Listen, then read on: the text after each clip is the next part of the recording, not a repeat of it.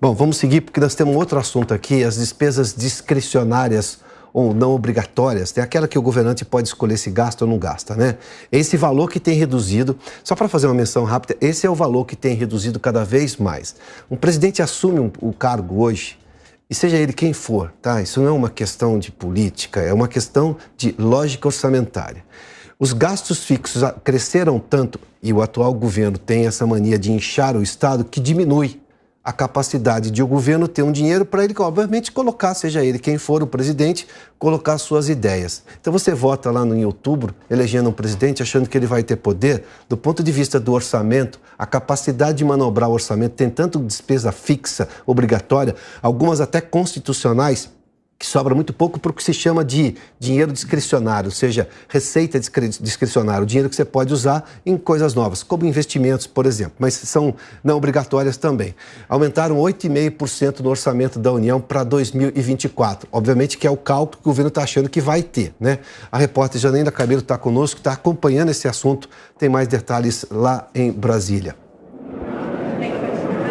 Bem-vinda, Janaína. Isso mesmo, Piotr. Esse dado ele foi apontado pelas consultorias de orçamento da Câmara dos Deputados e do Senado Federal. E aí aponta esse aumento, de 8,5% em despesas discricionárias no projeto do orçamento de 2024 em relação ao autorizado para este ano de 2023. E como você explicou aí, as despesas discricionárias, elas são aquelas que não são obrigatórias, É um dinheiro usado geralmente aí para custeio e investimento. E aí as obrigatórias são recursos para o pagamento de pessoal e benefícios previdenciários. E aí, de acordo com esse relatório da consultoria, os ministérios que tiveram maior aumento de despesas discricionárias, primeiro é o turismo, com 407% de aumento, depois vem portos e aeroportos com 201% de aumento e o Ministério das Mulheres, com uma alta de 66%. E aí, as maiores perdas foram para os ministérios do Planejamento,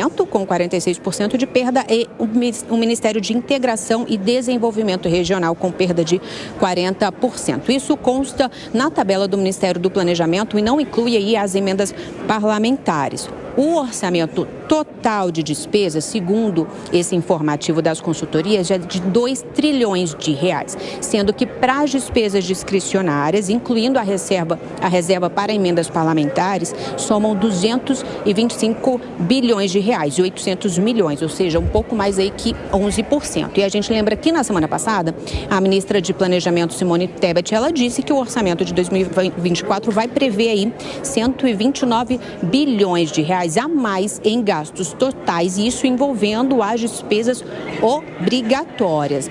Se a gente for levar em conta aí as despesas financeiras, ou seja, o pagamento da dívida pública, o total de despesas do orçamento sobe para 5 trilhões e 400 bilhões de reais. Piotr.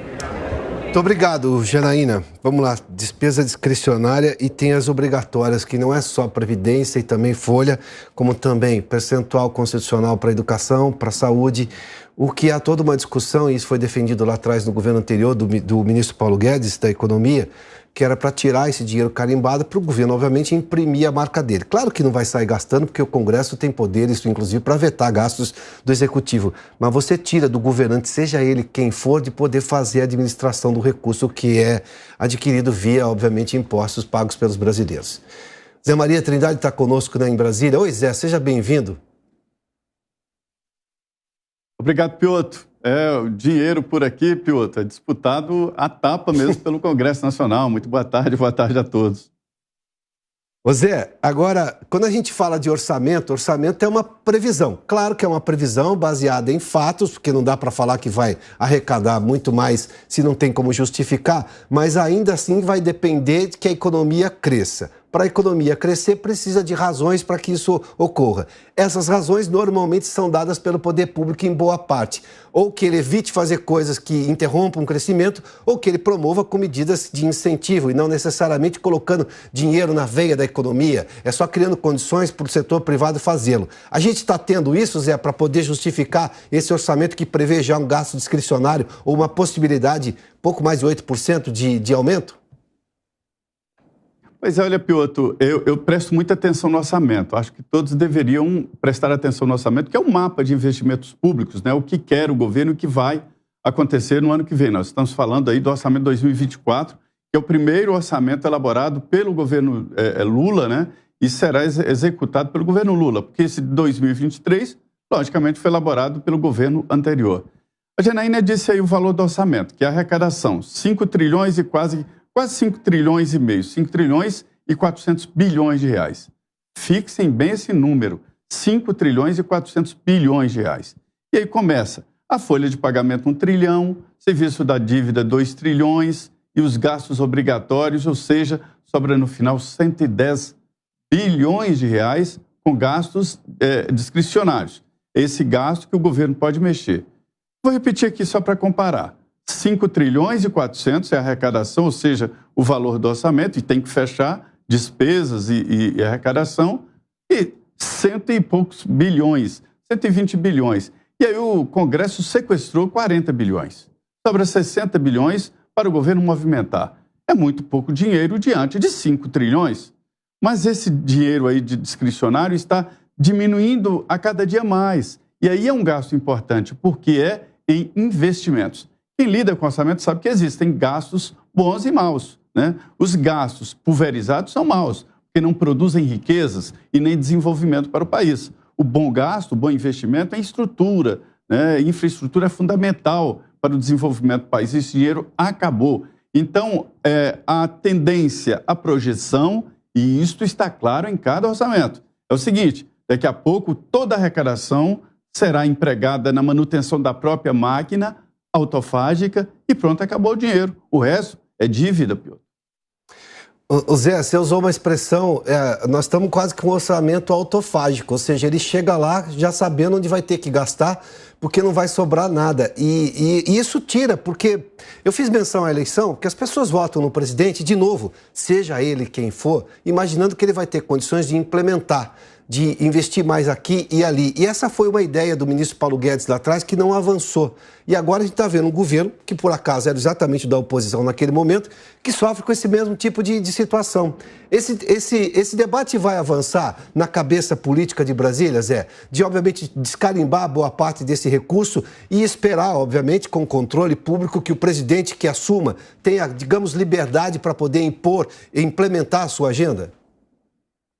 Não prospera.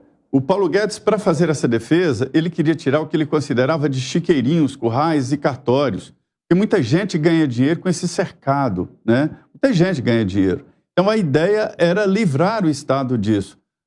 Para carimbar isso aí que você está dizendo, o governo agora vai contra uma reforma importantíssima, a reforma administrativa.